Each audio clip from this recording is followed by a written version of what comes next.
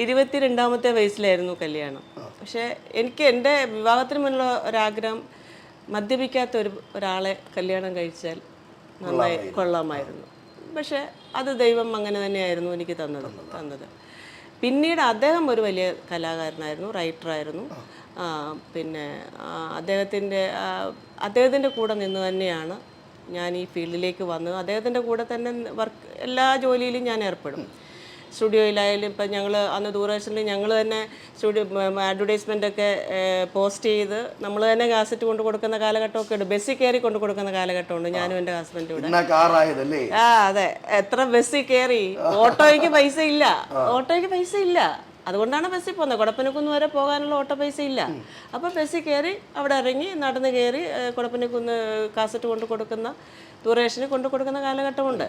അപ്പോൾ അതിൽ നിന്നാണ് നമ്മുടെ വരവേ. അപ്പോൾ നമുക്ക് ഈ പറയുന്ന പോലെ ഈ ചെറിയ ജോലിയെന്നോ വലിയ ജോലിയെന്നോ അങ്ങനെ ഒന്നുമില്ല. എല്ലാവരും ഒരുപോലെയാണ്. എന്നെ സംബന്ധിച്ച് എല്ലാവരും ഒരുപോലെയാണ്. പിന്നെ ഞാൻ പറയും, ഇതിലേക്ക് വരുന്നതെന്ന് പറഞ്ഞാൽ ഹസ്ബൻഡിൻ്റെ കൂടെ തന്നെ നിന്ന് പഠിച്ച് അങ്ങനെ പുള്ളിയെ ഹെൽപ്പ് ചെയ്യാൻ വേണ്ടിയിട്ട് നിന്ന് ഞാനും പുള്ളിയും കൂടെ തന്നെയാണ് ഈ വർക്ക് ചെയ്തുകൊണ്ടിരുന്നത്.